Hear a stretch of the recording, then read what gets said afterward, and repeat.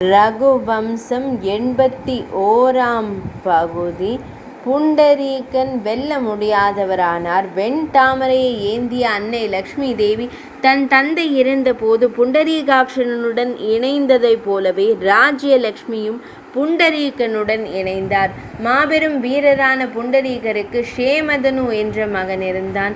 மக்களிடையே அமைதியை நிலைநாட்டுவதில் திறமையும் மன்னிக்கும் குணமும் கொண்ட ஷேமதனுவிடம் புண்டரீகர் அரியணையை ஒப்படைத்துவிட்டு தவம் புரியும் மனிதராக ஆனார். ஷேமதனுவுக்கு தேவனிகு என்ற மகன் பிறந்தான்.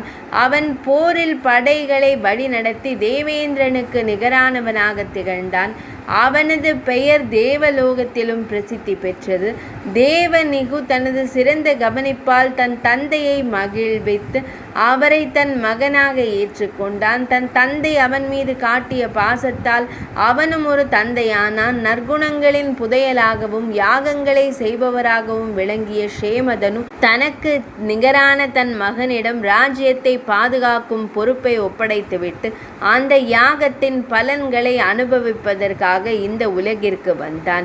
அந்த தெய்வீக மகனின் பெயர் அஹினாக். அந்த மகன் திறமைசாலியும் இனிய குரல் வளம் கொண்டவனாகவும் இருந்ததால் அவன் தன் நண்பர்களாலும் எதிரிகளாலும் நேசிக்கப்பட்டான். ஒரு முறை பயந்து போன மான் கூட இனிய ஒலிகளால் வசீகரிக்கப்படும் மரத்தின் பலமும் மரத்தின் வலிமையும் கொண்ட அந்த அரசன் பலவீனமானவர்களுடன் இணையவில்லை.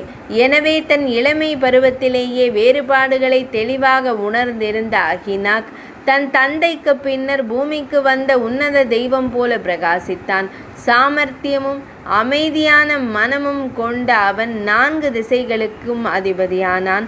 தன் எதிரிகளை வென்று பூமியின் அரசன் விண்ணுலகை அடைந்த போது பரியாத்திர பாஷையில் பெரும் மாண்புடன் தேர்ச்சி பெற்ற அவனது மகன் பரியாத்திரன் ராஜ்யலக்ஷ்மிக்கு பிறந்தான்.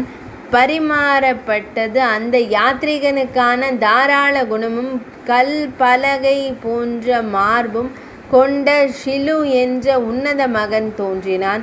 அவன் தன் வாளால் எதிரிகளை கிழித்தெறியக்கூடிய வீரனாக இருந்த போதிலும் தன் வீரத்தை புகழ்ந்து கேட்பதற்கே வெட்கப்பட்டான். அடக்க முடியாத அந்த யாத்ரீகன் புத்திசாலியான ஷிலுவை இளவரசனாக்கி அதன் பின்னரே தான் விரும்பியபடி இன்பங்களை அனுபவித்தான். இன்பங்களை கட்டுப்படுத்தும் முடியாட்சி சிறைச்சாலை போன்ற ஒரு சிறைச்சாலை அல்லவா? அவனுடன் சுபபோகமாக இருந்த ஆடம்பர பெண்கள் மீது பொறாமை கொண்ட அவள் இன்பத்திற்கு அடிமையானவள். பால் உறவில் ஈடுபட இயலாதவளாக இருந்த போதிலும் அவனை வீணாக வசப்படுத்தினாள். அந்த கல்லுக்கு கம்பீரமான தொப்புளை கொண்ட உன்னபன் என்ற மகன் பிறந்தான். பகவான் ஸ்ரீ மகாவிஷ்ணுவின் பக்தனான அந்த இளவரசன் முழு ராஜ்யத்திற்கும் தலைவனாவான். உன்னபனுக்கு வஜ்ரநாபன் என்ற மகன் இருந்தான். அவன் தேவேந்திரனைப் போல பேரொளி மிக்கவனாகவும் போர்க்களத்தில் வைரம் போல கர்ஜிப்பவனாகவும் இருந்தான். அவன் வைர சுரங்கங்களையே தனது ஆபரணமாக அணிந்த வசுந்தராவின் கணவனானான். சில காலத்திற்கு பின்னர் வஜ்ரநாபன் நல்வாய்ப்பின் சொர்க்கத்தை அடைந்தான். அவனுடைய எதிரியான மகன் சங்கனன் பின்னர் அரியணை ஏறினான். கடல் வரை பரந்திருந்த பூமி சுரங்கங்களிலிருந்து விலை மதிப்பற்ற கற்களை பரிசாக அளித்து அவனுக்கு சேவை செய்தது. பின்னர் சூரியனைப் போல பிரகாசமும் அஸ்வினி தேவர்களைப் போல் அழகும் கொண்ட சங்கர்ஷணனின் மகனான விஷிதாஸ்வர் அரியணை ஏறினார்.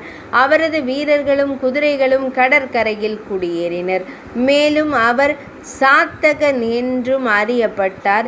அந்த சிதேஸ்வரன் விஸ்வேஸ்வரனுக்கு சேவை செய்து அந்த தெய்வத்தின் அருளால் பிரபஞ்சம் முழுவதையும் ஆளும் திறனும் நம்பிக்கைக்குரிய நண்பனுமான விஸ்வேஸ்வரன் என்ற மகனை பெற்றெடுத்தார்.